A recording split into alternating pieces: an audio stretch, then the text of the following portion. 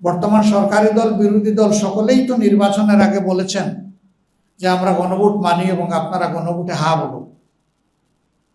তো গণভোটকে যারা গ্রহণ করে নিয়েছে এই আহ্বান সাড়া দিয়ে তারা তো ভোট দিল, 70% মানুষ হা বলল, তাহলে সেই ভোট এখন অগ্রাহ্য হবে কেন? স্বাধীন বাংলাদেশের ইতিহাসে এটা চতুর্থ গণভোট। প্রথম গণভোটটি অনুষ্ঠিত হয়েছিল জেনারেল জিয়াউর রহমান সাহেব যখন মার্শাল অ্যাডমিনিস্ট্রেটর, তার হাতে। দ্বিতীয় গণভোট হোসেন মোহাম্মদ এরশাদের হাতে, উনিও মার্শাল অ্যাডমিনিস্ট্রেটর। তৃতীয় গণভোট মরহুমা বেগম খালেদা জিয়ার হাতে। আর চতুর্থ গণভোট হয়েছে একটা নির্দলীয় সরকারের হাতে। সেই গণভোটই মানা হলো না, ফলে জাতীয় জীবনে সংকট তৈরি হয়েছে। আমরা বিরোধী দলের পক্ষ থেকে বারবার এ দাবি উত্থাপন করেছি, এ নিয়ে সংসদে নোটিশ দিয়ে আলোচনা করেছি, কিন্তু শেষ পর্যন্ত 2/3 জুড়ে সরকারি দল আমাদের সমস্ত কিছু অগ্রাহ্য করেছে।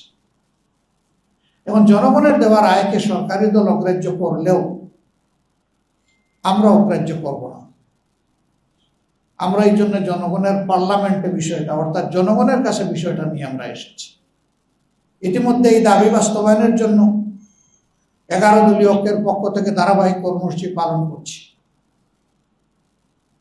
এটা কোনো দলের জন্য নয়, কোনো ঐক্য জোটের জন্যও নয়, এই দাবি জনগণের জন্য। এই রায় দিয়েছে জনগণ, জনগণের স্বার্থেই এই দাবি বাস্তবায়িত হতে হবে। এর সাথে মৌলিক যে সংস্কারগুলো আরো আছে সেগুলোও করতে হবে। ক্ষমতার ভারসাম্য আনতে হবে। কেউ যাতে দুর্দান্ত ফেসিবাদী হয়ে উঠতে না পারে, জনগণের জীবন সম্পদ এবং ইজ্জত নিয়ে যাতে কেউ খেলতে না পারে, তার ওয়ারেন্টির জন্যই এই পরিবর্তন বা সংস্কার অপরিহার্য। আমরা প্রিয় দেশবাসীকে বলবো, নিজেদের এই অধিকার আদায়ে আপনারা অনড় থাকুন। আমরা আপনাদের সাথে আছি, আপনারাও আমাদের সাথে থাকবেন ইনশাআল্লাহ। সমাজ ভালো নেই।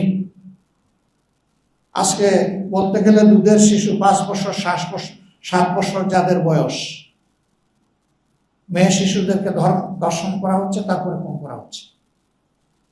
এই গত পরশুদিনও ঘরে ঢুকে লুকিয়ে পড়ে মা মেয়ে সহ 4 জনকে খুন করা হয়েছে গতকাল। এটা রায়পুরে সম্ভবত গত 21 তারিখ শাহঘাটায়, গাইবান্ধার শাহঘাটায় স্কুলের কমিটি দখল করার লালসা পূরণ করার জন্য ইসলামী ছাত্র শিবিরের একজন তরুণ দায়িত্বশীলকে খুন করা হয়েছে ঘটনাস্থলে, দিনের বেলা আপোষের কথা বলে ডেকে নিয়ে। এই সাইফুল্লাহ বাড়ির দুনিয়া থেকে চলে গেছে, তার মায়ের বুক খালি হয়ে গেছে। গাইবান্ধার মানুষ এটা মেনে নেয়নি, তারা প্রতিবাদ করেছে, রিয়াক্ট করেছে। তার সঙ্গী সালাউদ্দিনকে এমনভাবে কোপানো হয়েছে যে তার মেরুদণ্ডের হাড় ভেদ করে স্পাইনাল কর্ড, যেটা দিয়ে সমস্ত নার্ভ সঞ্চালিত হয়, আগাগোড়া কেটে দেওয়া হয়েছে। এখন শরীরের বুকের নিচ থেকে সমস্ত নিম্নাংশ, তার কোনো চেতনা নেই, ফাংশন নেই, এবং এটা আর জীবনে ফিরে আসবে না। মেডিকেল সায়েন্স তাই বলছে। এখন তার বেঁচে থাকাই তার জন্য একটা দুঃসহ যন্ত্রণার বিষয়।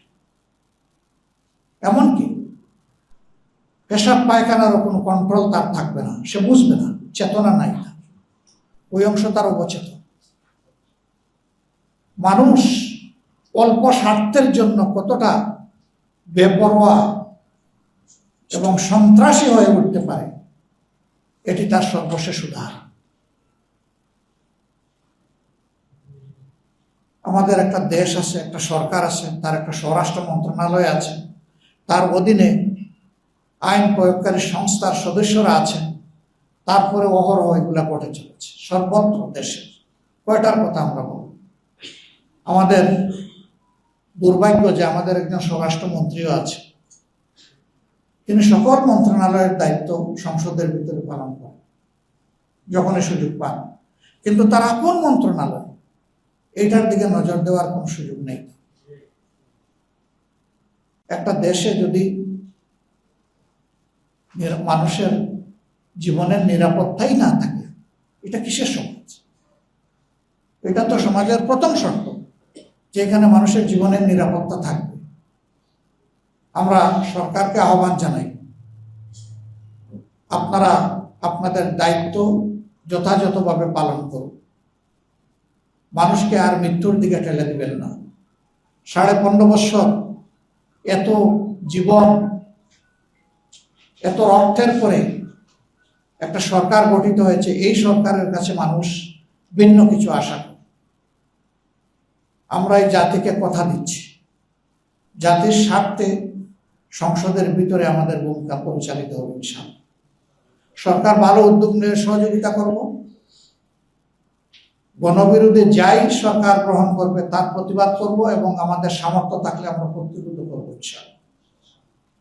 আর আমাদের এই প্রয়াস সংসদের ভিতরে এবং বাইরে সমান তালে চলবে।